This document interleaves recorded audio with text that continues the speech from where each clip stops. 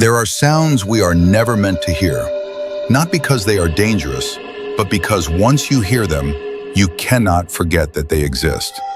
This is not a story about aliens, or heroes, or the end of the world. This is a story about a signal that was not loud, not dramatic, not urgent. A signal that did not ask for attention. It simply continued. It was first noticed during a routine systems check. Nothing unusual, no alarms, no blinking warnings, no anomalies that would have justified a report, just a tone. A low, steady oscillation buried beneath layers of background noise. So subtle it registered as static, so consistent it was almost ignored. Almost. The technician didn't hear it at first, he felt it. A sense that something in the room had rhythm, that the silence had weight. He adjusted the filters, removed compression, isolated the frequency, and there it was. Not random, not decaying, not repeating, just present. A single continuous signal, holding its shape like a breath that never ended. He assumed it was interference, cosmic radiation, equipment drift. He logged it and moved on. But the signal did not move on. Signals fade, everything fades. Stars burn out, batteries drain. Even noise collapses into silence eventually. This one didn't. Hours passed, then days. The signal did not fluctuate, did not weaken, did not drift. It did not behave like a signal. It behaved like a condition. When they tried to locate its origin, the math refused to cooperate. Every attempt placed the source somewhere different. Not far away, not close, not anywhere. As if distance did not apply. They brought in more instruments, more analysts, more certainty. The signal remained unimpressed. It was not a message. There was no encoding, no structure that suggested language, no pulse pattern that implied intention. It wasn't calling, it wasn't warning, it wasn't responding. That was the most unsettling part.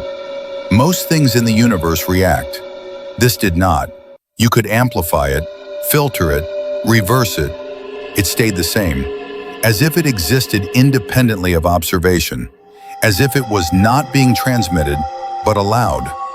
The first reported side effect was a dream. A junior analyst mentioned it casually. He said he dreamed of standing in a corridor that never ended. No doors, no markings, just smooth walls and a gentle vibration underfoot. He said the vibration felt familiar. They laughed it off. Then someone else mentioned the corridor, then someone else.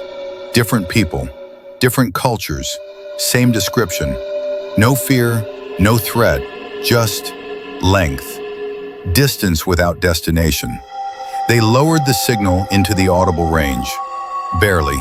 It became a hum. So low it was more pressure than sound. People described it differently.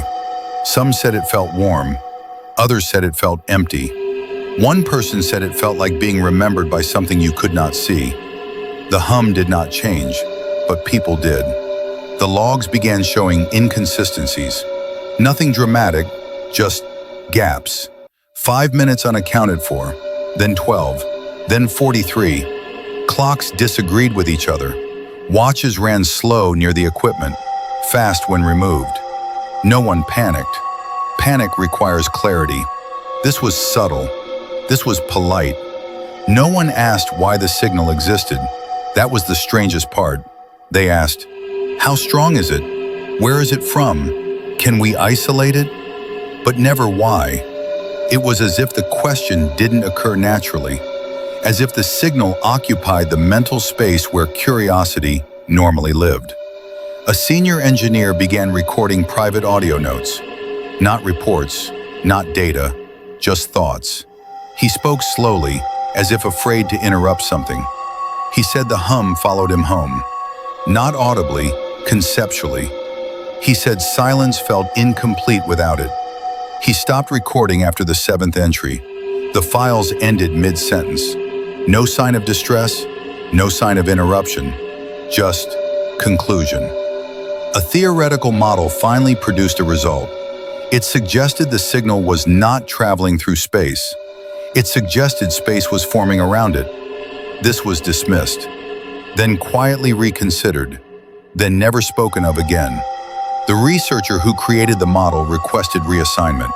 When asked why, he said, "It doesn't feel ethical to keep listening." People who spent extended time near the signal reported changes. Not hallucinations, not voices, changes in scale. Rooms felt slightly larger, distances felt longer, memories felt stretched, as if life had been zoomed out 1 degree, just enough to notice. One night, a technician dreamed of the corridor again, but this time there was something new. A door, not labeled, not illuminated, just present. He didn't open it. He woke up with the certainty that opening it would have been a mistake. He never dreamed of the corridor again. The recommendation was simple: stop listening, shut down the array, archive the data, move on. The vote was unanimous. The shutdown sequence was initiated. Power levels dropped, sensors went dark, the room became quiet. Except, the hum remained. The signal had never been coming through the equipment. The equipment had been listening to something already there. Turning it off changed nothing. The signal did not require observers. Observers required the signal. Facilities were repurposed, teams reassigned. Officially, nothing remarkable had occurred. Unofficially, some people never returned to baseline. They described a sensation, that the universe had depth, that reality had layers, that something vast was very patiently not interacting. The signal is still present, not everywhere, not nowhere.